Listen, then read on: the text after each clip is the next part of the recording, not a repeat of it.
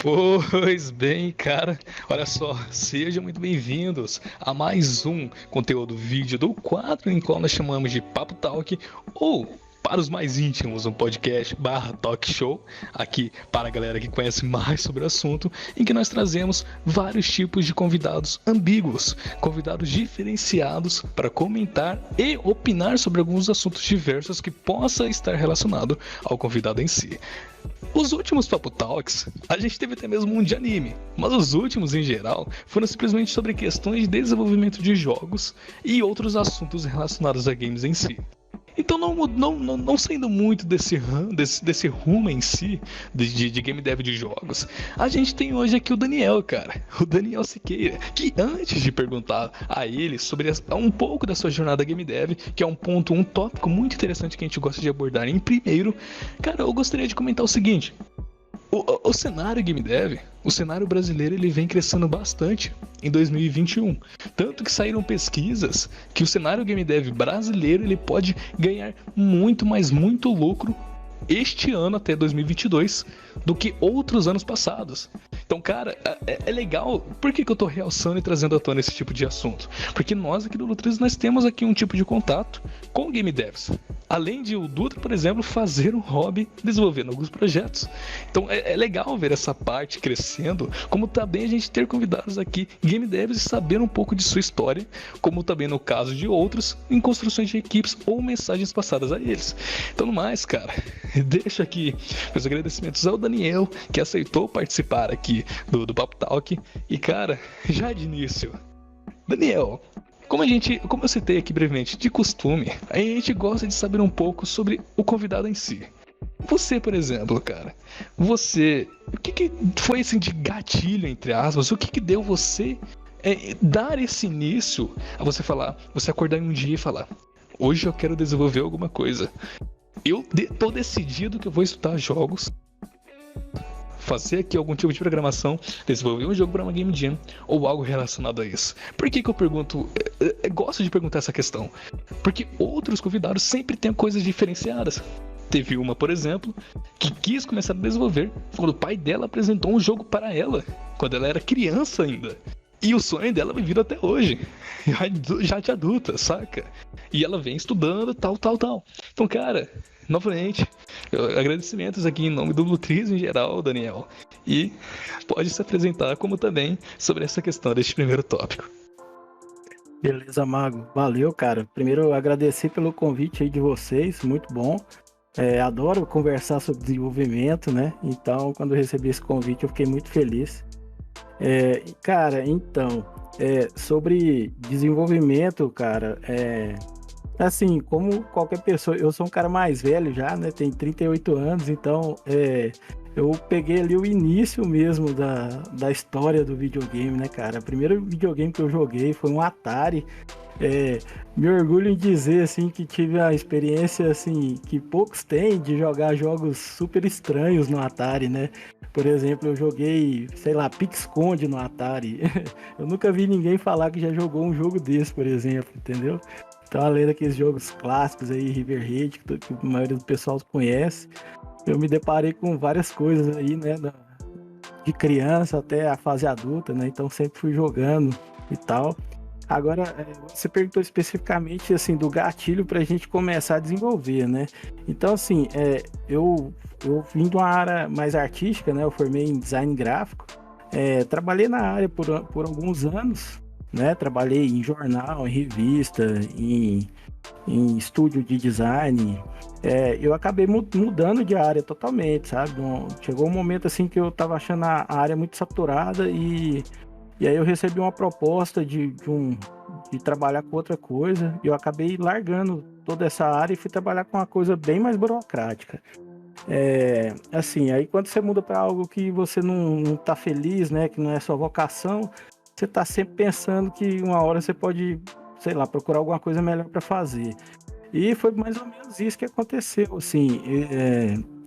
Um dia, eu, sei lá, tava de boa com o celular e vi uma daquelas mensagens, assim, de um curso, um curso aí até conhecido, de desenvolvimento, e tendo aquelas palestras, né, grátis e tal, aqueles workshop.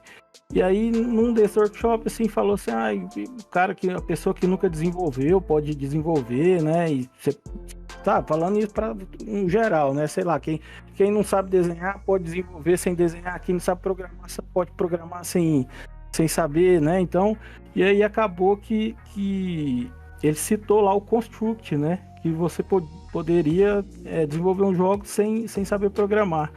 Então, nesse dia, cara, lembro certinho, foi exatamente assim, no finalzinho de 2016, então eu comecei a desenvolver jogos no início de 2017, praticamente, assim, em janeiro mesmo.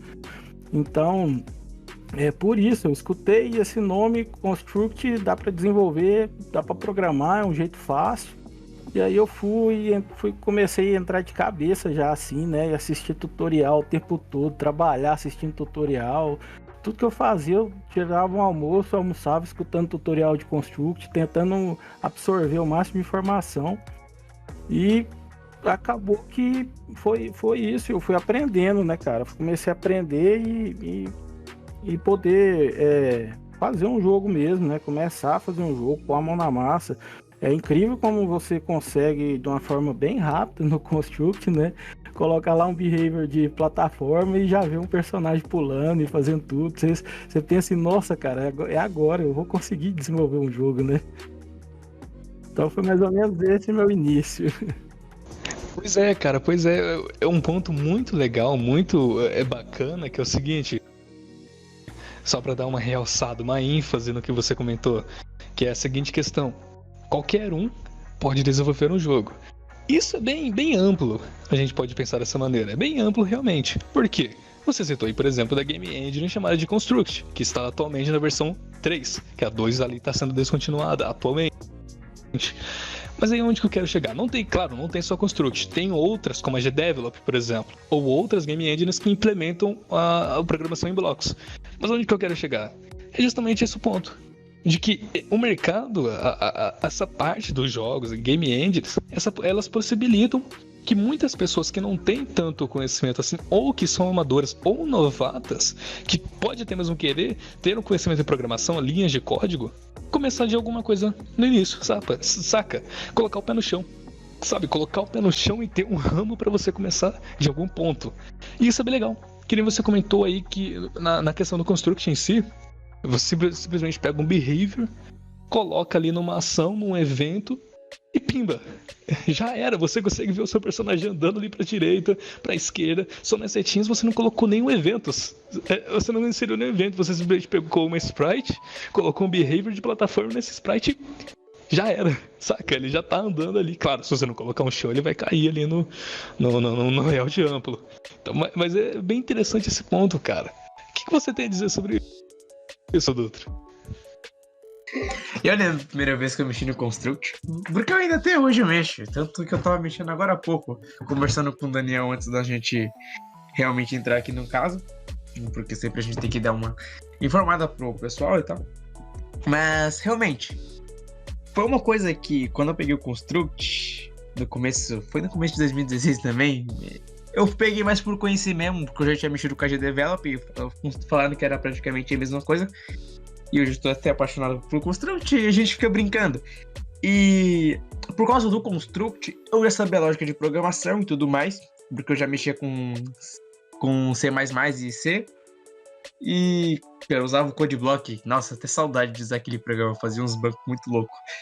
Mas quando eu peguei o Construct mesmo para mexer, que eu desenvolvi muito minha lógica de programação, porque a gente pensa assim, nossa, Construct é um negócio só para programação rápida, fácil e tudo mais. Sim, ele é muito fácil de você mexer, aprender e tudo mais. Porém, do que adianta você falar assim, nossa, eu vou fazer qualquer coisa e tudo mais, mas não saber uma lógica de programação? Você aprende na hora. Claro, você buscando tutoriais e tudo mais, você vai aprender. E por isso que ele é muito bom. Porque além de ele ser simples, ele desenvolve a nossa lógica.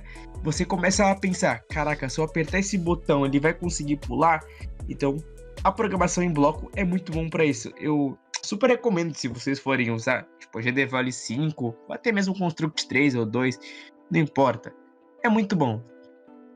Justamente, antes de eu comentar aqui pro Daniel, um ponto muito, mas muito importante mesmo, que é o que complementa a parte de lógica. Porque eu não sei, o Daniel pode comentar isso daí, se já aconteceu com ele, antes dele ir pro Construct em si. Porque o que acontece? Que já pode ter acontecido até mesmo com o Dutra. Vocês podem complementar depois sobre isso, que é o seguinte: quando você vê ali um jogo, sei lá, pega um God of War da vida, The Last of Us da vida, esses jogos AAA, esses jogos de grandes estúdios, muitas pessoas que possam querer desenvolver olham para esses tipos de jogos e veem ali modelos 3D, animações ali bastante completas, tiros, porrada, bomba, tal, animações de personagens, uma boa história escrita, e você para e pensa que você não consegue desenvolver isso um dia. Mas na verdade pode ser o contrário, porque esse tipo de jogos muitas vezes são feitos em game engines de alto nível, uma Unity, uma Unreal da vida. Tô dizendo que outras são de baixo nível? Não. É porque elas oferecem que você desenvolva esse tipo de jogo. Por exemplo, você não vai querer entrar na Construct querendo desenvolver um God of War da vida que é em 3D e utiliza de muitas outras ferramentas. Um exemplinho bem básico. Vamos pegar a Construct, que é especialmente ali para jogos 2D. Mas atualmente tá vindo coisas 3D e tal, plug 3D, pra ficar meio isométrico e tudo mais. Mas enfim, ainda não é um FPS total. Aí você pega uma Unity, uma Unreal da vida. Digamos que você, ali numa situação, quer desenvolver um jogo 2D, uma plataforma, um 2D plataforma, lá estilo Mario. Cara, pega, a sua experiência entre duas game engines, entre a Construct, o Unreal ou Unity, qual que você acha que você conseguiria desenvolver melhor um jogo 2D plataforma? Porque olha só, de um lado você tem a Construct, que ela te oferece muitas possibilidades de você desenvolver um jogo bem prático, de uma maneira bem dinâmica, utilizando de blocos e tal, behaviors, ali de modelos de behaviors. E do outro lado você tem Unity by Unreal, que claro, elas têm algumas extensões que também tem questões de blocos, mas é bem mais complexo do que ferramentas como o Construct. E nessas game engines você tem que inserir linhas de programação. Claro, se você não for dar um Ctrl+C e um Ctrl+V que você acha na internet, que muitas pessoas fazem. Mas você insere lá linhas de programação, e o que você demora meia hora, até mesmo 2 horas para fazer em uma Unity, uma Unreal, em um jogo 2D plataforma, você tá fazendo no Construct em 5 minutos. O que uma pessoa demorou ali 1 hora, meia hora em uma Unreal, em uma Unity, o cara lá fez basicamente metade do jogo que o cara estaria fazendo em outra game engine, que tem ali a parte 3D, com a linha de programações e tal, no Construct, em pouco tempo. E por que eu tô comentando sobre isso? Porque muitas pessoas veem esse tipo de situações de jogos AAA e acham que eu não vou conseguir desenvolver aquilo em específico. Mas na verdade que depende muito da ferramenta também e do conhecimento da pessoa. Que nem eu tô comentando agora. Cara, se você quer desenvolver um 2D, qual seria a game engine que te possibilitaria criar de algo mais dinâmico? Claro, porque também vai depender do jogo. Digamos que você quer efeitos 3D, objetos totalmente 3D, alguma coisa muito maluca. Aí não tem como você fazer no Construct. Se tiver algum tipo de gambiarra, ou você inserir código JavaScript no Construct, que ele também te possibilita fazer isso. Mas é uma situação, cara, que eu já deixo aqui a pergunta pro Daniel se ele já teve essa experiência. Cara, eu já testei um pouco de outras coisas também, né? Quando eu fui começar, aliás, antes mesmo, muito tempo atrás, eu cheguei a, sei lá, na época que o Blender tava mais no começo, assim, também. Aí você começa a ver tutorial, aí você acha que, sei lá, você pensa até que dá pra fazer um jogo ali, você tenta um pouquinho, tenta modelar um pouco. E Unity também, você abre lá no começo, assim, a porta de entrada da Unity não é tão simples, né, para quem não programa ainda. E assim, tudo depende do que você quer fazer, né? Assim, a gente sabe que a gente tem que fazer um jogo de escopo pequeno para começar. Não adianta, cara. A gente não pode fugir disso. Todo mundo que começa a aprender, já acho que todo mundo vai falar e você começa a entender que você tem que fazer um jogo de escopo pequeno e isso já é um fato de que não é tão simples de você entender isso, né? Eu mesmo, quando eu fui fazer meu jogo pequeno, de scope pequeno, ele foi imenso, tanto que eu trabalhei quase 2 anos nele e não completei, né? Ele, um dia eu vou lançar, lembre do nome dele, ele chama Monster Escape. Só que assim, eu fui criar ele e acabou saindo assim, vou fazer um jogo super pequeno. Então pensei, é só fazer um jogo de plataforma, tipo um Super Mario. Mas peraí, cara, Super Mario é grande, você não falou que ia fazer scope pequeno. Então assim, a gente não sabe o que é scope pequeno, né? Mesmo falando pra gente, assim, faça um jogo pequeno, você erra, porque você não tem ainda essa noção. E aí eu com o meu jogo de 4 personagens ali sofri demais, sabe? Eu fui fazer um Super Mario e acabei fazendo um jogo com 4 personagens, né? Eu até queria comentar como é que foi essa trajetória inicial, mas assim, uma coisa que eu pensei, você tem que fazer um scope pequeno, então assim, a habilidade que eu tinha era de desenhar, né? A parte mais artística. E era 2D. Então, assim, cara, o Construct ele é perfeito para fazer 2D. Qualquer pessoa que pegar a Unity fazer um jogo 2D e alguém pegar o Construct vai andar mais rápido. E o aprendizado, então, nem se fala, né? Vai ser muito melhor. Então, assim, cada engine tem um motivo para você escolher ela, né? O Construct tem algumas desvantagens também, né? O ponto fraco do Construct não é o tamanho do jogo que você vai conseguir desenvolver, sendo 2D, né? É mais assim, o que você pode exportar, as dificuldades que você tem para exportar, às vezes, para algum console, né? Que outras plataformas, outras engines talvez não vão ter. Tem isso, né? E eu também queria comentar também a questão que o Dutra falou ali, de que a gente acha que o Construct também você não, sei lá, tem aquele preconceito, né? Que o pessoal fala assim, às vezes, o jogo foi feito no Construct, então o cara não é programador, o cara não sabe. Cara, eu sofri muito quando eu tava começando, aprendendo Construct por tutorial, né? Aquele velho tutorial sob demanda, né? Eu quero fazer o personagem passar pela porta. Então beleza, vou ver um tutorial. Aí você aprende lá, quando o personagem colide com a porta, você coloca lá no código, ele vai passar para a fase seguinte e tal. Então, assim, e acaba que você não aprende, quer dizer, você aprende a lógica de programação sem saber que você está aprendendo lógica de programação, né? Você vai indo assim. E aí, quando você aprende desse jeito, meio que você fica com aquele mito assim, nossa, array é difícil demais, vai demorar para eu aprender. Ou sei lá, fazer função também, vai demorar para você aprender a fazer função. E é uma coisa que eu realmente percebi, que se todo mundo que for começar a fazer jogo, a parte de programação mesmo no Construct, se você pegar para estudar a lógica de programação em si, a pura mesmo, num curso, você vai lá no YouTube, escreve lá qualquer curso básico de programação, fizer aquele curso básico do início até o fim, cara, que dá para fazer rapidão e fazer uns exercícios, você vai pegar o Construct, você vai ter uma facilidade tremenda para aprender, né? Para você não precisar aprender sob demanda. Acho que é um ótimo investimento e até uma prova de que o Construct, assim, precisa saber programar também, não tem jeito. Você só não precisa lidar em si com a linguagem de programação, né? Cara, uma coisa que você tava falando até de scope e tal. Eu lembro quando eu fui começar com Construct, só para fazer scope pequeno, e a gente fala, nossa, a gente quer fazer scope pequeno, mas o que seria um scope pequeno? Sempre aquela pergunta. Tanto que pessoal mesmo, eu mesmo quando eu já tava dando aula, tô dando só um exemplo, que eu dei aula já para um pessoalzinho explicando e tal, não que eu necessariamente sou professor e tal, mas eu já expliquei para algumas pessoas que você quer fazer um escopo pequeno, mas você tem que saber fazer um escopo pequeno com o que você sabe fazer.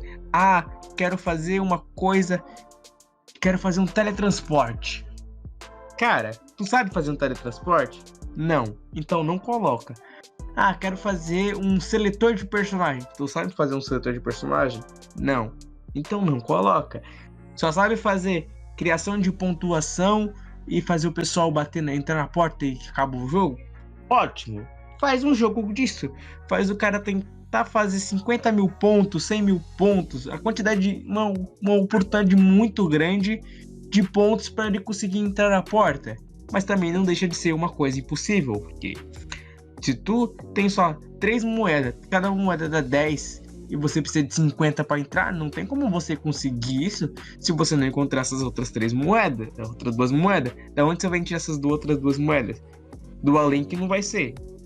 Então, você tem que saber fazer com o que você sabe e não querer fazer algo que você não sabe só para fazer uma história legal. Claro, você quer fazer uma história legal, quer montar um negócio, você consegue fazer, mas saiba fazer com o que você conhece. E realmente, programar, tem como eu já falei, que eu sei JavaScript e tal, por eu aprender, eu sei mexer com muita coisa, já sei mexer até com os plugins mesmo, já modifiquei, já aumentei coisa, já tirei coisa. Mas uma coisa que eu falo, vocês querem aprender a programar, aprende lógica. Tudo que você primeiro tem que saber quando você vai programar é lógica. Tanto que quando você vai fazer curso de informática, geralmente o pessoal usa Visual G. No Visual G, né? Eu reclamo pra caramba dessa linguagem que é o Portugal. Eu odeio Portugal, mas que o povo usa para fazer o psicódigo. Mas eles fazem isso porque ele tem que ensinar lógica pros teus alunos. Se o cara não sabe lógica, ele não vai conseguir usar qualquer outra linguagem de programação. O pessoal fala, PHP é difícil. Estou dando só um exemplo. Mais difícil que JavaScript. Cara, é aquela. Todo programador, assim, de nível avançado fala, se tu sabe lógica, não importa a linguagem, tu vai saber fazer. Só muda a sintaxe. Isso é uma coisa que eu concordo. Se tu for pegar uma linguagem de programação agora, tu já sabendo mexer com construct, tô só dando só um exemplo, hoje é develop, ou qualquer outra engine que exija lógica de programação, você vai saber. Por quê? Porque você sabe lógica. Você sabendo lógica, independente da sintaxe do que foi introduzido, você vai aprender a mexer com a lógica. Você só vai ter que se estudar um pouco mais, se esforçar um pouco mais na sintaxe. Uma coisa é você colocar um input e escrever. Outra coisa é você pedir para aparecer na tela, dando um set text com um print. Ou um printf, ou um print. No Python é printf. No Java, se eu não me engano, é uma porrada, são 8 linhas. Agora eu não lembro necessariamente como que é. Muda a sintaxe, mas não deixa de ser a mesma coisa. E complementando aí o que você falou, sobre você tava falando assim, a pessoa começar fazendo aquilo que ela dá conta, né? Isso é importante e demorou para eu entender, mas hoje eu percebo, mas pelo menos uma parte eu não errei tanto. Eu sabia que eu tinha que fazer um jogo pequeno, então assim, quando eu fui aprender, eu vi assim, então esse jogo que eu quero fazer, meu jogo dos sonhos, eu vou ter que esperar um pouco para fazer ele, né? Eu não vou fazer ele agora. Eu vou pegar um jogo de escopo pequeno. Aí beleza, errei no escopo, mas eu entendi isso, cara. Então, assim, eu sempre fui tentando fazer jogos, e até hoje, cara, depois de 4 anos que eu comecei, e alguns jogos aí publicados, o meu jogo dos sonhos ainda tá na minha gaveta, e eu acho que eu vou fazer ele daqui, sei lá, 5 ou 10 anos ainda, né? Porque o aprendizado continua, também não é só programação, também não é só arte, tem marketing, tem mercado para você aprender, você tem que, sei lá, eu pelo menos minha ideia não é fazer jogo só por hobby, eu não gosto do que eu trabalho hoje, né? Eu saí da minha área lá de design e hoje eu sustento minha casa com uma área assim que não é o que eu queria estar trabalhando, eu quero mudar. Então, assim, eu tô focado em evoluir nessa área e ganhar dinheiro nisso mesmo. Então, eu tô tentando fazer do jeito mais certo possível, né? Então, é um jogo de cada vez, um aprendizado de cada vez, e até um dia eu poder chegar e tirar esse meu jogo dos sonhos da minha gaveta, assim, né? Com certeza, cara, com certeza. Creio que seja o objetivo de muita gente, o objetivo de muita galera indie. Porque só pelo próprio nome, indie, independente, que não tem a dependência de uma empresa, por exemplo, ou algum tipo de fundos. para investimento. Claro, não é obrigatório não ter. Se tiver, show, legal. Mas é justamente o ponto de ser indie. Isso é um ponto legal sobre isso, cara. Que a gente ainda vai comentar sobre o seu jogo, que até então ele é bastante conhecido, o Dungeon Slime. Você falou que tem outros aí e tal, que tá saindo do papel, principalmente com o seu jogo dos sonhos, que ainda vai chegar lá. Mas, bicho, pegando esse gancho sobre essa questão de questão de jogos em si, que você agora trouxe um ponto que eu nem tinha pensado em perguntar, que foi justamente esse ponto do trabalho e tal, do hobby, que é uma coisa que a gente costuma perguntar realmente. Porque o Duto, por exemplo, ele totalmente faz pro hobby. Caso gere lucro, por exemplo, algum dia joia é legal. Mas é bacana ter esses dois polos, digamos assim, essas duas visões. Porque uma coisa que eu comentei lá anteriormente é o seguinte, não vai para os amadores, para os novatos, querendo já chegar desenvolvendo um God of War da vida, sabe? Sem conhecer nada de programação, sem conhecer nada de lógica. E depois essa pessoa fica frustrada por não desenvolver nada de plataforma, por exemplo. Ou desenvolver alguma coisa bem amadora, digamos assim, e tá bem ali, que do jeito que ela não gosta e tal, mas pelo menos já foi alguma coisa, que é justamente o ponto de você começar do zero. E aí entra um ponto, ô Daniel, que é curioso perguntar, que aí pega toda essa questão do seu ramo de jogos. Você tá atualmente, assim, trabalhando no desenvolvimento de jogos sozinho, ou você tá em alguma equipe, ou você tem terceiros que te auxiliam? Pergunto isso por quê? Porque no seu jogo do Dungeon Slime, ele tem umas artes muito loucas. Umas artes que pegam bastante, cara. Umas artes muito boas, além, claro, do próprio Slime.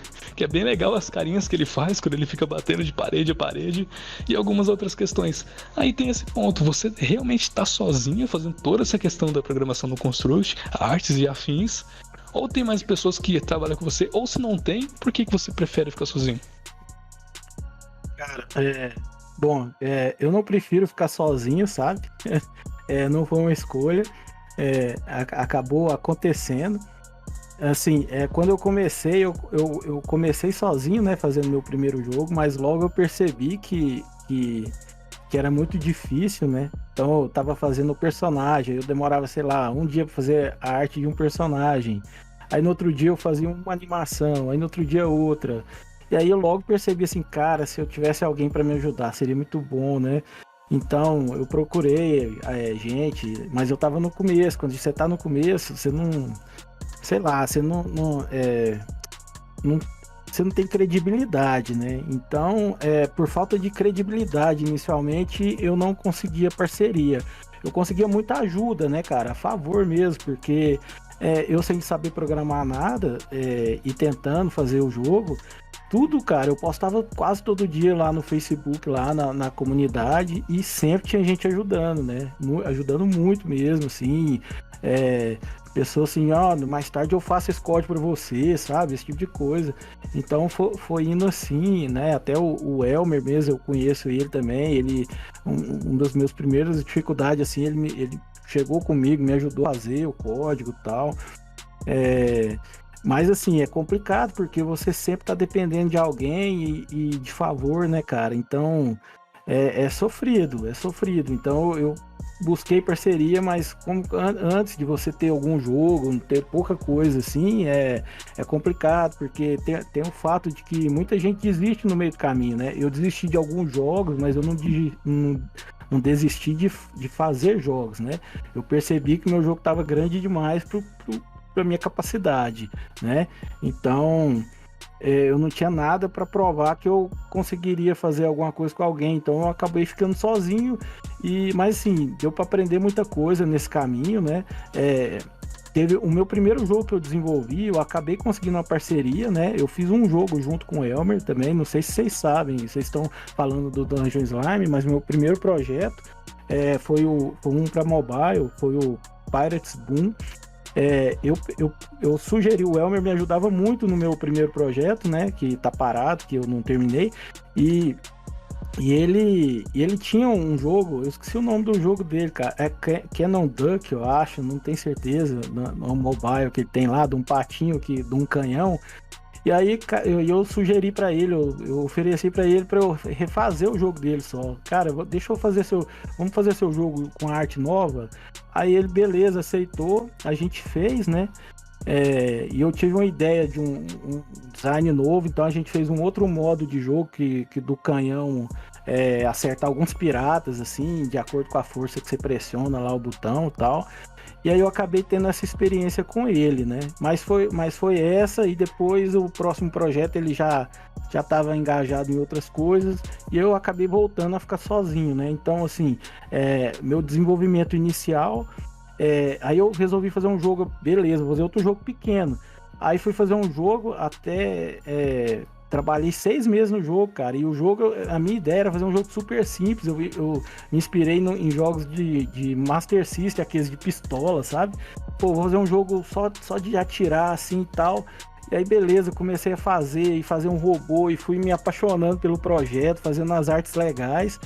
E esse projeto, sim, eu já tinha aprendido muito ali a programação com o Elmer ali no projeto anterior, porque eu passava as artes para ele e ficava vendo ele trabalhar, né, dividindo tela com ele. E eu aprendi muita coisa mesmo, né, eu evoluí muito como programador nesse momento. Então, aí eu já estava me sentindo apto a a me virar sozinho mesmo, com segurança, né. Então, respondendo sua pergunta, a partir daí eu trabalhei sozinho mesmo, cara, nos projetos, né, no Slime, né, que você viu lá. Depois eu conto toda a história dele, mas eu fiz ele totalmente sozinho mesmo, assim, falar que não foi sozinho, a parte de música, eu nunca me atrevi a mexer, né, então eu fiz uma parceria com um músico aí muito bom, chama Alan Medeiros, ele que fez tudo pra mim aí no Dungeon Slime. E meio que assim, não foi muita opção, mas assim, por ser projeto menor, eu achei que foi muito bom passar por tudo isso sozinho, né? Fazer ele todo sozinho. E agora, o próximo projeto que eu tô fazendo, agora com 2 projetos lançados, ser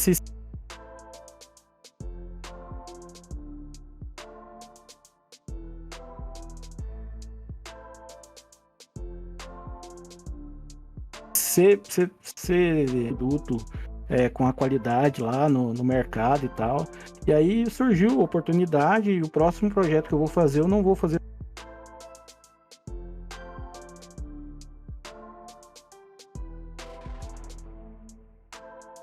sozinho, eu vou fazer com uma parceria. Pô, orgulho danado, né, cara, você ter isso, né, no seu currículo. Mas tirando o orgulho, cara, sofrido, assim, é cansativo. Você tem toda hora que virar uma chave na sua cabeça ali, cara. Tô desenhando, tem essa arte pra fazer. Aí você larga tudo, volta pro código. Depois você larga aquele código, volta pra arte de novo. Então, cara, é muito canseiro fazer...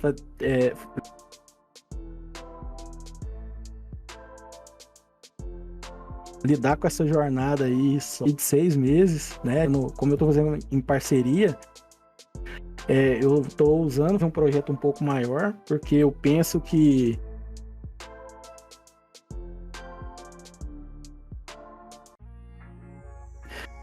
eu não, por exemplo, assim,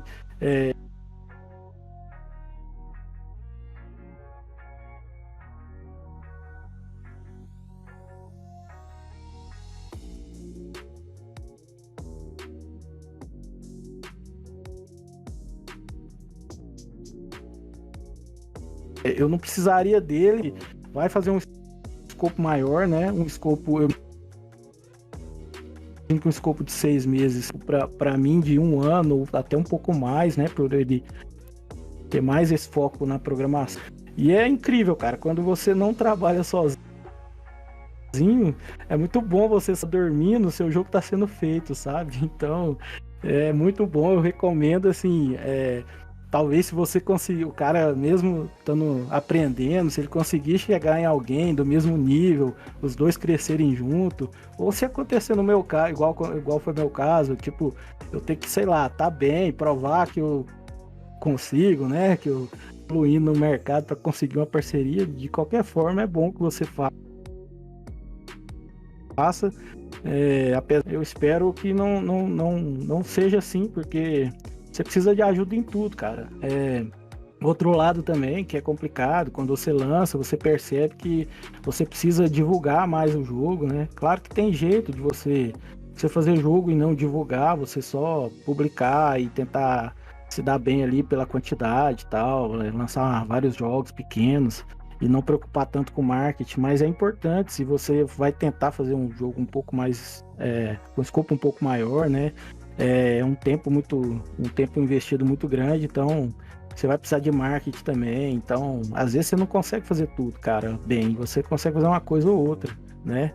Então é complicado e eu não tenho essa paixão por fazer nada sozinho, não, sabe? É mais que assim, a gente tem que fazer, né? Então, se não tem ninguém para fazer e você quer fazer, é o que você quer viver é de jogo e você precisa fazer acontecer. Então, se você se vira o melhor que você pode nas diversas áreas que tem aí, né?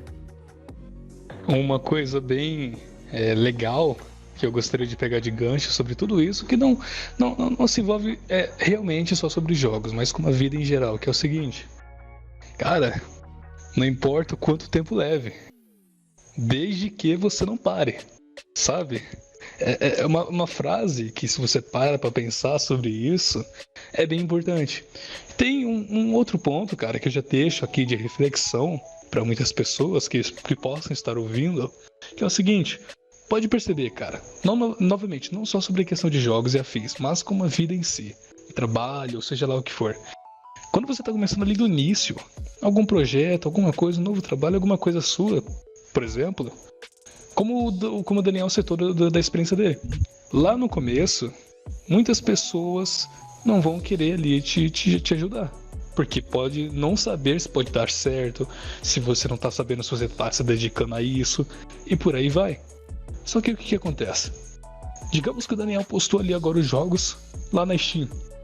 Beleza, mas nessa situação da vida em si, quando você começa do início, não tem ninguém te ajudando, lá na frente, quando as pessoas verem que tá dando certo e tá funcionando, as pessoas que não resolveram não ajudar lá no início, agora elas vão querer ditar, citar, querer te obrigar a fazer as coisas que elas querem. Por exemplo, nossa, Daniel, que jogo bom, cara, mas você poderia mudar isso daqui, você poderia adicionar tal coisa, tal, e é coisa que o Daniel pode ter pedido ajuda pra essa pessoa lá no início, saca? A pessoa negou, coisa do tipo. É uma coisa que acontece muito. Não só em desenvolvimento de jogos, novamente. Uma coisa que você pode ter pedido uma opinião, uma ajuda, uma divulgação pra uma pessoa, e lá no futuro, essa pessoa tá querendo ditar tal que você deve fazer. Novamente, pode ser tanto parente familiar, quanto amigos ou outros desconhecidos, sabe? Então é uma coisa que é um tipo de reflexão que a gente deve levar pra vida em si, não novamente só em questão dos jogos. Então é uma coisa que, antes de eu puxar outros ganchos do que o Daniel citou, eu gostaria de saber também, cara, o que o Dutra acha sobre tudo isso.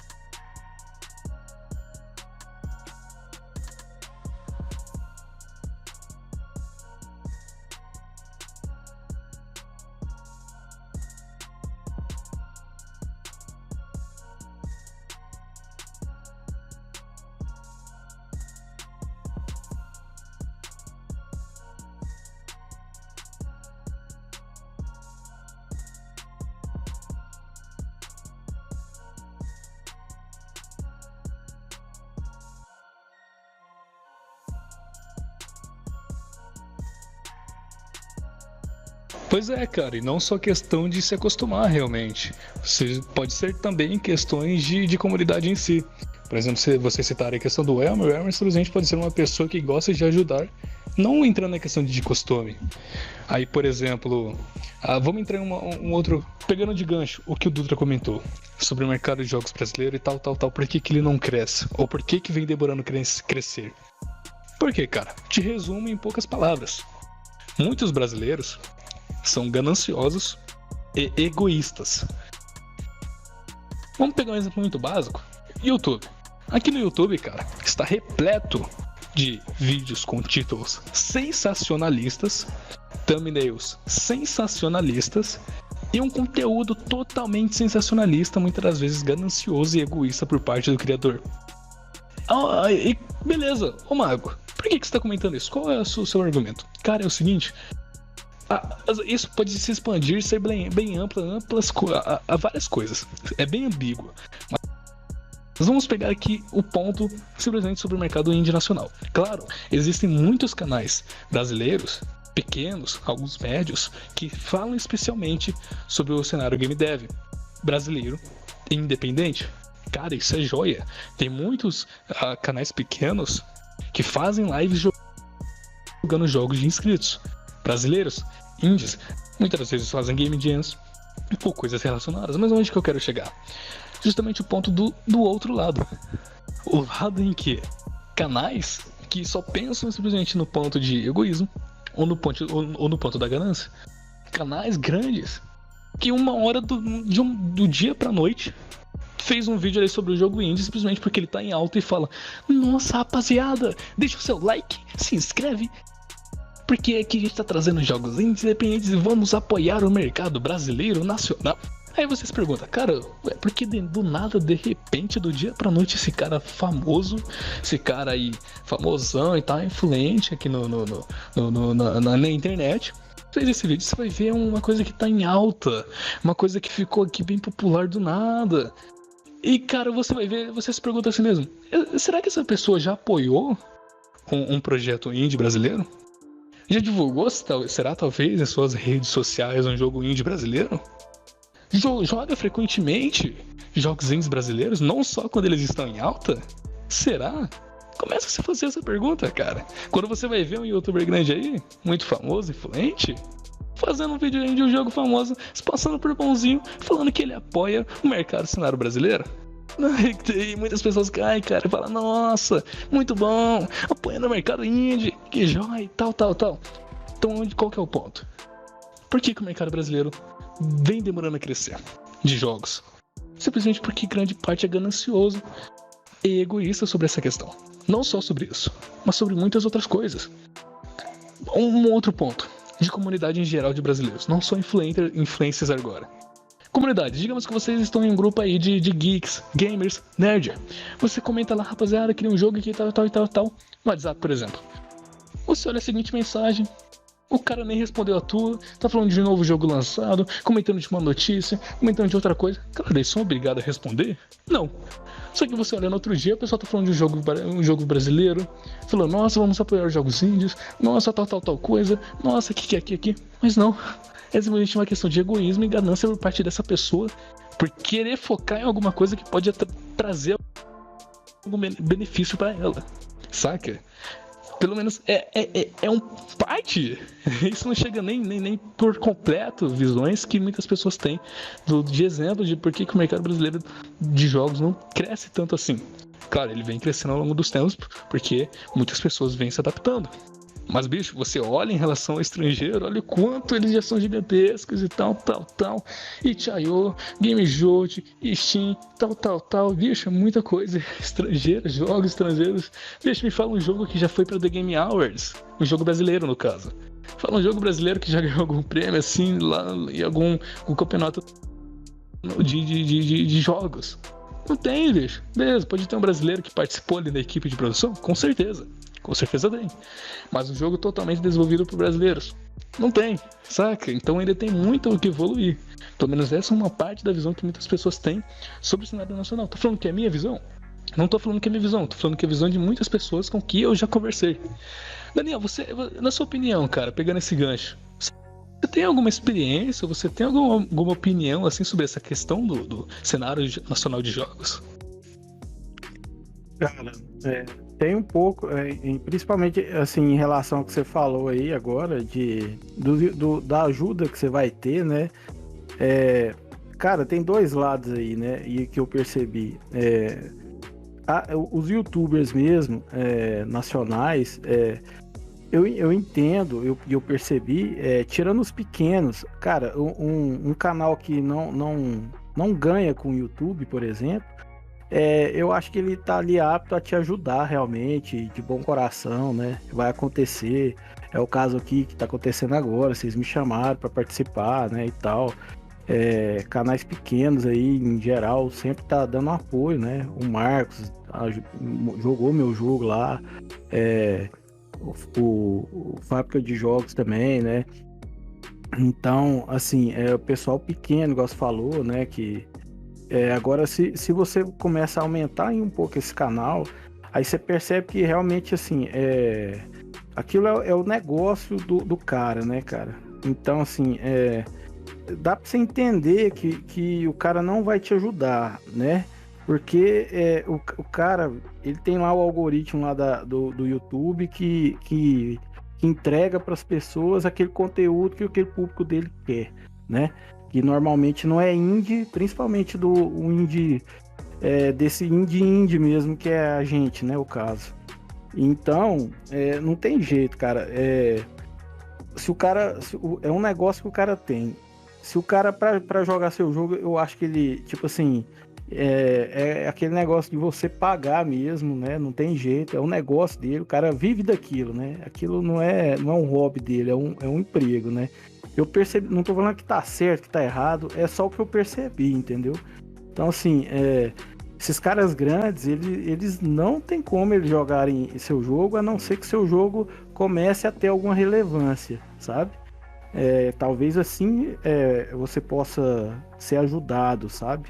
Que realmente acaba sendo uma ajuda, mas para você ser ajudado, você já tem que ter dado a sorte ou a competência, ou os dois juntos, do seu jogo começar a ter um destaque, né? Então, para você ter uma ideia, que aconteceu comigo quando eu fiz o meu primeiro, cara, meu jogo é muito pequeno, né? Um jogo que eu fiz em 3 meses, sozinho. Então, eu tinha, aqui na minha cidade, aqui, eu conhecia 2 caras que conheciam 2 YouTubers bem grandes, né? Então, um desses amigos meus, eu falei, cara, pede lá pro YouTuber lá jogar meu jogo, mostra pra ele, tenta aí, cara. Se o cara jogar, vai mudar minha vida, cara. E aí, ele me mostrou, ele mandou o áudio, recebeu a resposta do cara no áudio. O cara falou que assim, eu vou ver. Eu falei, você tem pressão? Fala que o jogo é seu também, cara. Eu vou pôr seu nome no crédito. Eu juro pra você que eu peguei e coloquei assim no final lá, agradecimento. E coloquei esse amigo meu. Era um amigo que eu não via há muito tempo, mas é um amigo próximo que queria me ajudar, sabe? Então, assim, meu jogo chegou na caixa de 2 YouTubers bem grande.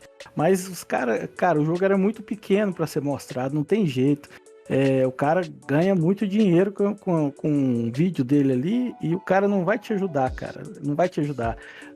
O cara, para te ajudar, tem que valer para ele também. Então, assim, se você tá sendo bombado, é um conteúdo interessante pro público dele ver. Se não é interessante pro público do cara ver, o cara não vai te ajudar, cara. Não dá para ele te ajudar realmente, e você acaba entendendo isso de certa forma, né? É muito bom, assim, você ter ajuda e tem gente que ajuda. É difícil também, no geral, porque para você ser ajudado, você tem que pedir e não dá para você... Assim, você tem que começar a ter um relacionamento com os YouTubers. Mesmo YouTubers que não são grandes, se você chegar e pedir assim, cara, me dá uma força aí, põe no seu canal... Muita gente não tá nem aí pra você mesmo, não, cara. Realmente isso acontece, sabe? O cara não tem nada a perder, é um favor que ele pode fazer pra você, mas também o cara não precisa fazer esse favor e muitas vezes não vai fazer, porque você só apareceu ali porque você precisa e o cara não te conhece, nunca te viu, e ele tá pouco se lixando pro seu projeto, pro mercado indie, às vezes, né? Mesmo o cara jogando indie, o cara no fundo, ele não tá preocupado com o mercado indie, porque ele não é o desenvolvedor em si, né? Ele é um youtuber que tá tentando ganhar a vida jogando os jogos indies ali, né? Então, a gente passa por isso. Outro lado é você ver as comunidades, assim, que não ligam mesmo pra quando você publica, né, cara? Tipo assim, a gente tem uma dificuldade muito grande de atingir o público, né? Nós pequeno, porque a gente não tem dinheiro pra pôr para investir ali, para fazer seu jogo aparecer para o público que você quer que joga seu jogo. Cara, a Steam é uma plataforma muito forte, cara, que se o seu jogo pudesse ser visto pelos compradores, cara, qualquer jogo bem feito, bem polido, mesmo pequeno, ia dar ia dar um retorno muito bom.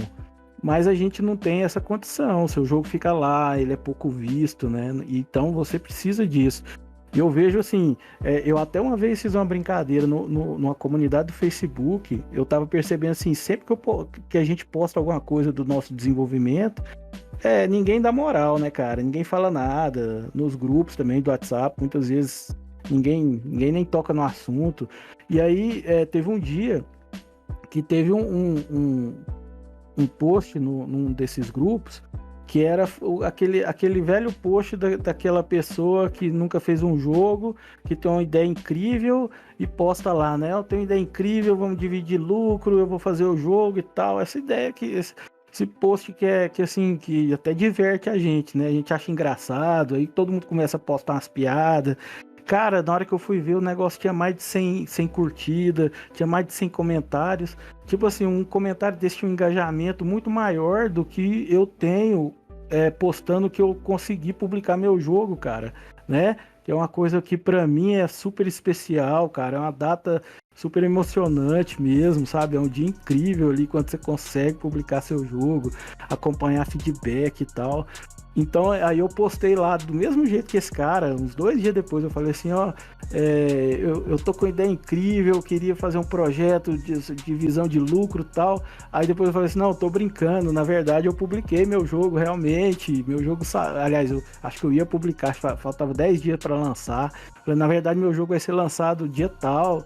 E aí eu comentei, né, isso que eu falei para vocês agora aqui, falei sobre essa questão de que tem mais valor uma pessoa às vezes que posta, sei lá, qualquer coisa assim, posta essas coisas que a gente sabe que não tem condição, ou uma simples arte ali do início do projeto mesmo, mas a gente eu vejo assim, o cara que publicou o jogo, cara, ninguém dá moral, ninguém tá nem aí. Tem grupo geek aqui, cara, do WhatsApp, que você põe o jogo, as pessoas te ignoram, assim, tá certo que, sei lá, você não é assíduo, não conversa muito, né? Eu mesmo, cara, eu converso pouco nos grupos, eu não consigo acompanhar, eu tô desenvolvendo, eu tenho família, sou casado, tenho filho, eu tiro tempo de brincar com a minha filha para fazer jogo, então assim, o tempo é curto mesmo.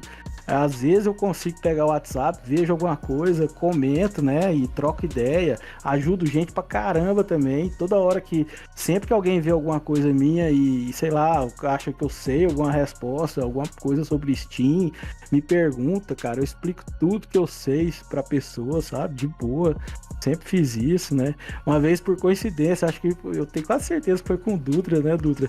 Eu acho que ele postou assim, ó, como é que faz uma fumaça no Construct?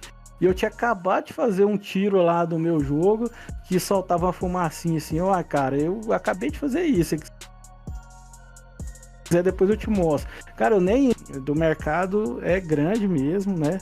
A gente tem um lado bom aí, cara, que assim, os devs que estão aí publicando, estão tentando, sei lá, pelo menos se ajudar, sabe? Então, assim, conheço muita gente que tá publicando o jogo, né? Jogos pequenos como os meus, e a gente se ajuda muito, fazendo teste, dando feedback, conversando sobre o mercado, a hora que você vê alguma informação nova, qualquer coisa que você vê, uma entrevista, algum assunto, descobre alguma coisa, a gente tenta trocar essa informação para que todo mundo dê certo, cara. A hora que um tiver com estratégia que der certo, aí os outros vão poder, sei lá, se espelhar nesse e acompanhar também, tentar fazer igual, de certa forma, né? Justamente, cara. Antes de eu passar a fala pro Dutra, você, nesse final, basicamente complementou o que eu comentei lá no início. Que foi o exemplo de grupos. Você manda uma mensagem e logo em seguida tem uma outra mensagem muito nada a ver sobre alguma outra coisa. Um outro exemplo, Daniel, pra complementar esse rumo, essa historinha que a gente tá comentando. Historinha é um termo engraçado, mas enfim, esses exemplos que a gente tá dando. Um outro exemplo. Pega esse grupo geek, por exemplo. Ok, você manda lá, tal. Ou melhor ainda, vamos pegar um grupo de desenvolvimento do Facebook, ou até mesmo de WhatsApp. Mas o Facebook é mais. É o que acontece mais frequentemente, que eu já vi também.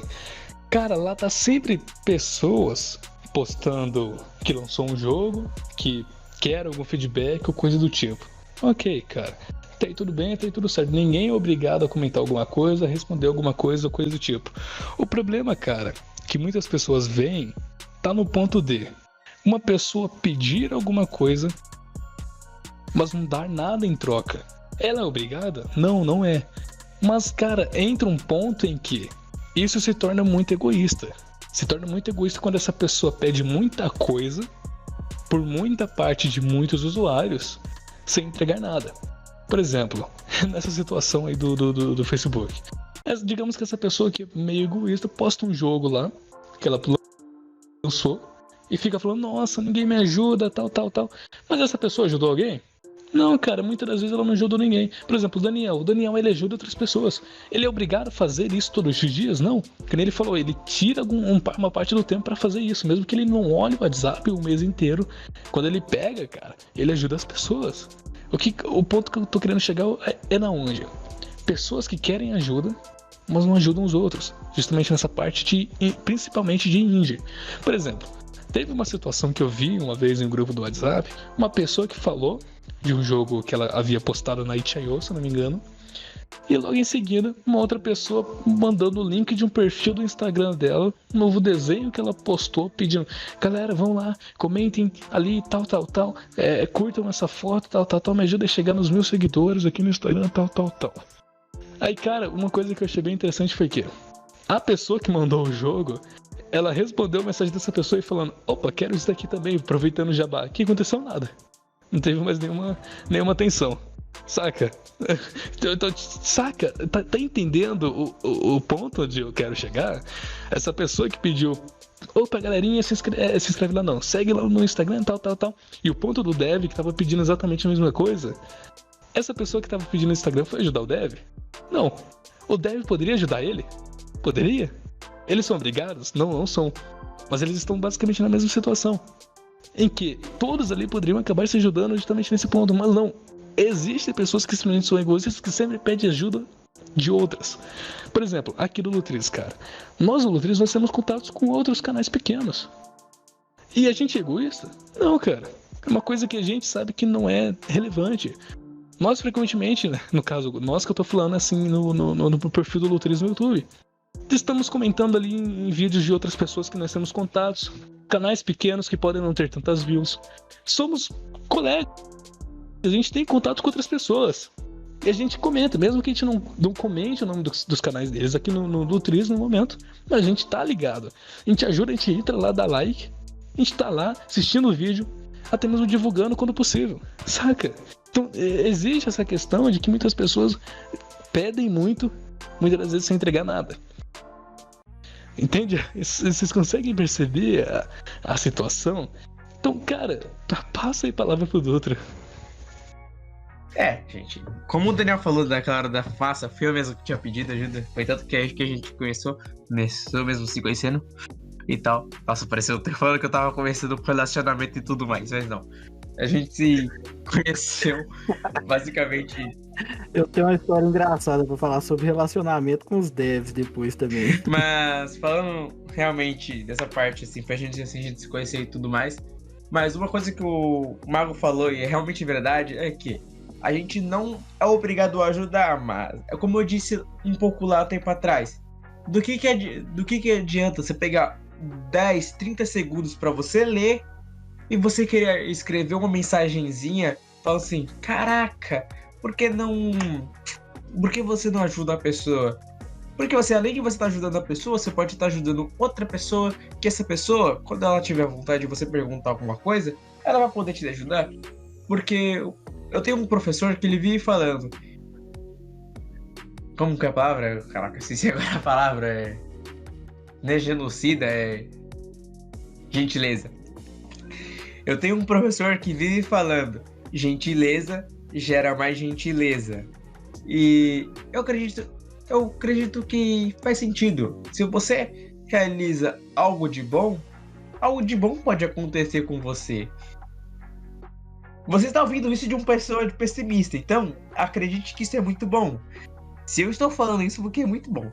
Mas, falando a verdade, eu acredito que isso seria muito bom mesmo por causa do fator que conhecimento vai gerar mais conhecimento. Então, se você espalhar o conhecimento, você vai pegar conhecimento. Então, pô, do que adianta 30 segundos você ir ajudar seu amiguinho sem querer? Tanto que tem uma história engraçada, que foi esses dias mesmo. O cara perguntou um negócio no grupo, eu falei, use o File Manager, que é para você pegar arquivos, manipulação de arquivo. Só que acontece, o meu corretor escreveu filé. Aí o pessoal começou a tirar sarro, mas o cara foi ajudado? O cara entendeu o que eu tava querendo dizer? Entendeu? Tirou sarro? Tirou. Se divertiram? Se divertiram. Todo mundo saiu feliz. Tanto o cara que precisava de ajuda, quanto o pessoal que tirou sarro de mim. Foi uma felicidade só.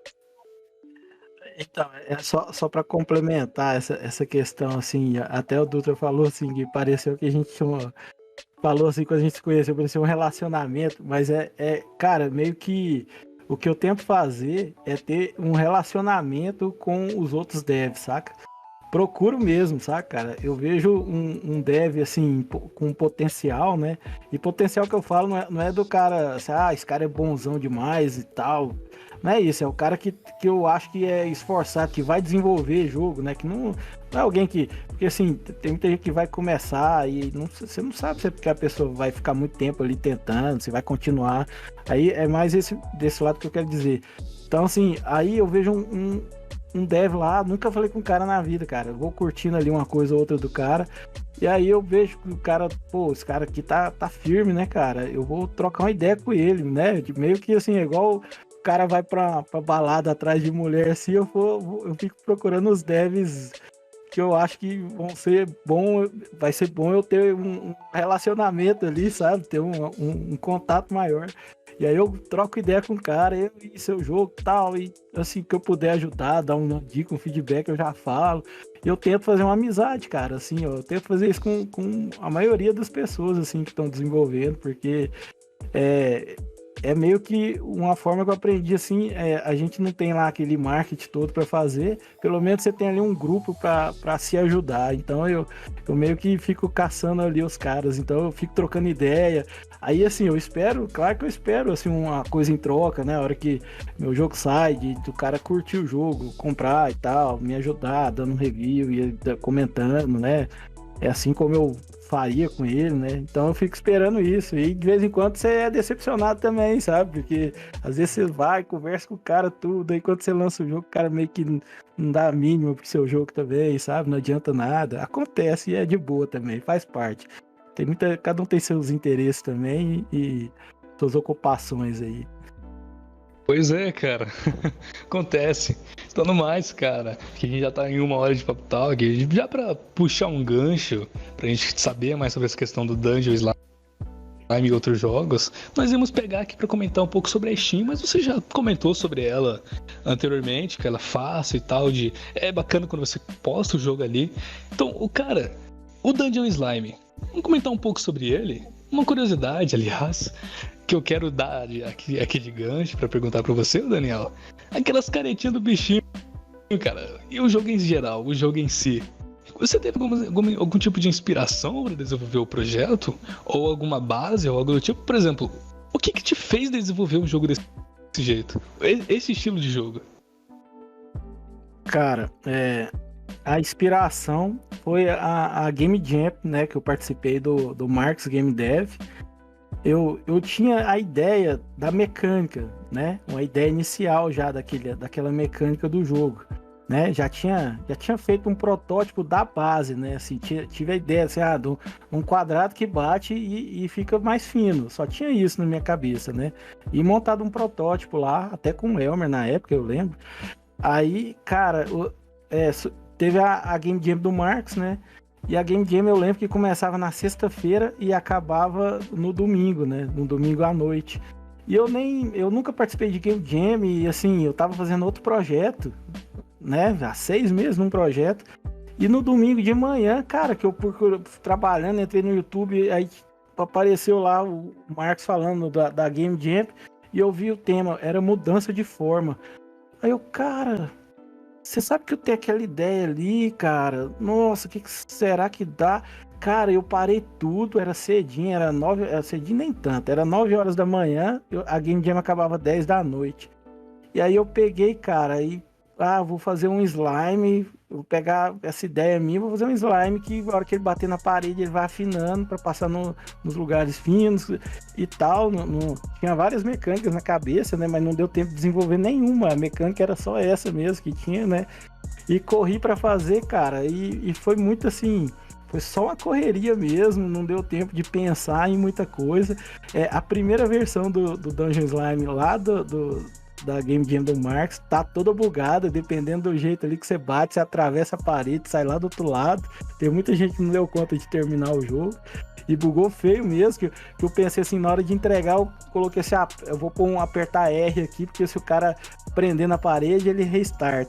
Mas aí não restartava a variável global que eu coloquei, cara. E aí mesmo com o R tava bugado, né?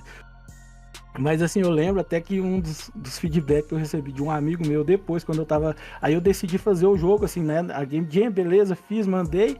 Nem música eu pus, né? Minha primeira Game Jam, não tava entendendo nada que eu tava fazendo, só consegui publicar. Mas aí...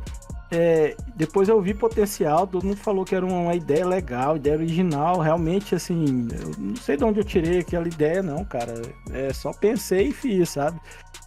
Tem jogos parecidos, né, de você ir de uma parede para outra, mas mudando a forma ali, eu pelo menos não vi nenhum assim.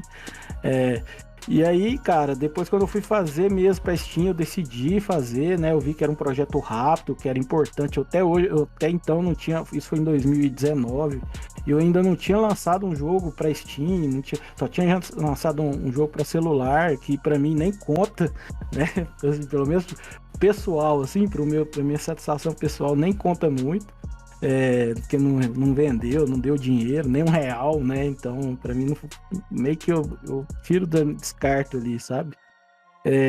Então, assim, aí eu quis fazer, né? Eu vi potencial, vi que dava pra fazer, que eu ia realmente chegar ali a conseguir publicar um jogo. E assim, eu tentei assim, cara, eu vou aproveitar o máximo dessa Game Jam, porque se eu começar a mudar, eu vou refazer essa arte toda, eu vou perder tempo, e vou começar a enrolar, e vou entrar naquela bola de neve de novo, e não vou publicar nunca. E aí, mas teve um feedback que foi um amigo meu que jogando lá, ele jogou o jogo por 2 horas, assim, até terminar as 22 fases que tinha, 21, aliás. E ele, toda hora ele falava assim, ele gravou pra mim, né, ele jogando, e depois eu assisti. E ele toda hora ele falava assim, nossa, essa carinha parece um traficante, né, o cara. Aí nossa, essa crítica aqui, bicho, me pegou de jeito. Aí eu fiz a carinha dele toda, deixei ele mais agradável. Ele rejuvenesceu uns 20 anos de idade aí da Game Jam pra Dungeon Slime 1. E mesmo assim eu não estava satisfeito, porque eu estava focado em fazer muito rápido e eu tinha muita coisa para fazer no jogo. Eu queria entregar o jogo rápido, então assim, eu fiz assim, eu melhorei um pouco, mas ainda não era o ideal. Aí no 2 eu refiz o rostinho dele de novo. Então no Dungeon Slime 2 eu demorei 3 meses para fazer o 1, e depois eu demorei 3 meses para fazer o 2 também. Porque eu só aproveitei a mecânica básica ali, né? Eu fiz novas mecânicas nas fases ali, no decorrer da fase, né? E eu fiz a arte do slime de novo, né? Assim, o rosto. E fiz toda a arte do cenário. Tentei melhorar, tentei pôr mais elementos, colocar igual uma planta lá que mordia. Eu coloquei um corvo, cara, que esse corvo eu não sei por que eu fiz, eu arrependi de fazer esse corvo, cara, porque eu perdi, sei lá, levei um bom tempo e é um corvo que tá lá no cantinho da fase, ele dá um gritinho e sai voando, deu um trabalho danado, ele não serve pra nada. Eu fiz assim só pra tentar deixar o jogo mais bonito mesmo, mas tá lá o corvo lá. Acontece, né, cara? Acontece. Muitas coisas, na verdade, que é desenvolvido, né, muitas das vezes nem é levado pro jogo, né? Fica de fora. Mas uma coisa bem curiosa do Dungeon Slime é a mecânica.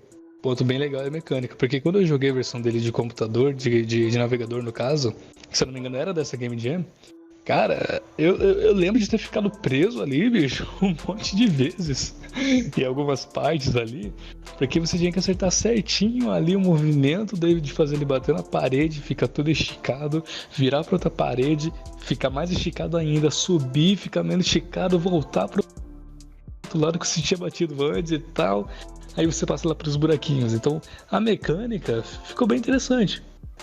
A mecânica em si que é o ponto-chave do jogo, né, cara? Além, claro, das carinhas. Eu curto muito as carinhas que o Slime ele faz. E essa dele ter sido mudada, a cara dele que tava feio antes, essa nós, eu realmente não sabia. Mas é um ponto muito show, cara. Que, aliás, antes do Dutra comentar sobre a parte dele do jogo, cara, em si, a mecânica não necessariamente mecânica, mas o game design em si, o level design. Porque, como eu citei, tem fases ali que você pode acabar ficando preso. Você tem que bater pro lado, ir pro outro, ir pra cima, ficar menor, voltar e tal. Você passou muito tempo, Daniel, criando esses tipos de fases, ou você já tinha algo em mente? Ou você ficou muitas vezes testando pra criar alguma coisa difícil? Porque eu fiquei preso na versão que eu havia jogado de navegador. Eu confesso que eu fiquei preso um tempo e tal. Eu lembro de ter visto um streamer que jogou, ele ficou preso também um tempinho, depois ele resolveu. Então, cara, como que foi esse processo do level design? Cara, então, o level design, à medida que quando eu desenvolvi, eu já tinha pensado muita coisa, né? Você meio que na sua cabeça tem já toda a ideia do jogo ali, baseada, porque o jogo é só uma mecânica, né? O resto das mecânicas ali adicionais, elas complementam, né? Mas a mecânica ali de achatar ali, já é um jogo ali que dá para fazer uma porrada de fase. E eu meio que quando eu fiz, eu já fui desenhando ali essas fases, um monte mesmo. Teve dois lados aí, cara, que eu tenho que confessar aqui para vocês.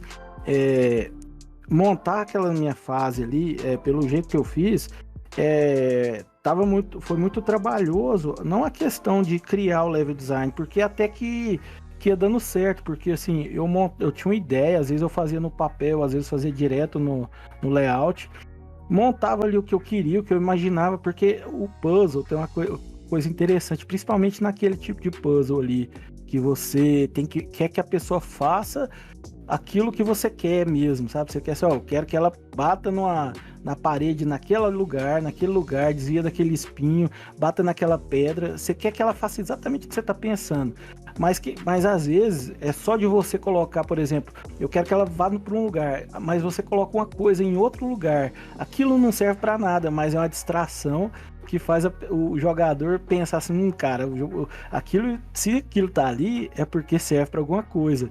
Mas não, o level design é o segredo ali meu ali, que um dos segredos era isso. Eu fazia assim uma coisa que era só para chamar a atenção do jogador, para atrapalhar ele mesmo, sabe? Para ele não ver que o caminho óbvio tava ali. Tanto que uma pessoa, cara, zerou no difícil o meu jogo em 5 minutos e pouco, cara. Coisa que eu não daria conta, eu não decorei as fases ao ponto. No difícil, a diferença, no hard lá, é que eu joguei, aí eu peguei o tanto de movimento que eu fiz, né? Eu salvei, salvei aqueles movimentos, e aí a pessoa tinha que passar com aqueles movimentos. Então o cara jogou melhor que eu, teve fase que passou sobrando 3 movimentos, entendeu? Mas essa questão do level design aí, uma coisa que eu fiz que o pessoal, igual você tava falando assim, que a pessoa enrolou ali, não deu conta de passar de certas fases, eu meio que cometi um erro ali de game design, assim, apesar de eu fazer uma curva de aprendizado que eu considero que ficou boa, eu vi colegas meus que eu acredito que estavam sendo sinceros, que eles não, se tivesse ruim me falariam, que realmente teve uma boa curva de aprendizado, mas eu ainda acho que eu exagerei nessa curva, deixando algumas fases muito difíceis.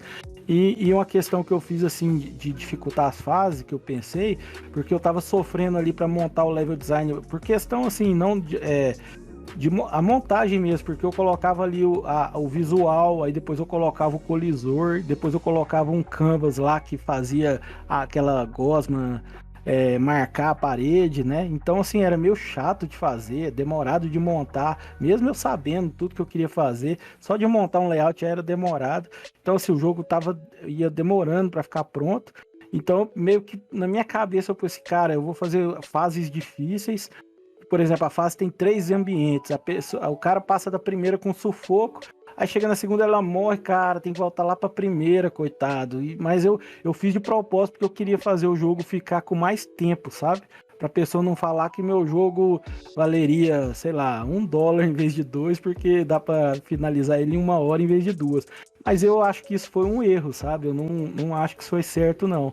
E no Dungeon Slime 2 eu tentei consertar isso. Eu não fiz essas fases divididas em tantas etapas, num ponto que uma primeira etapa era difícil e na segunda etapa o cara poderia morrer e ter que voltar para a primeira. Eu tentei evitar isso ao máximo.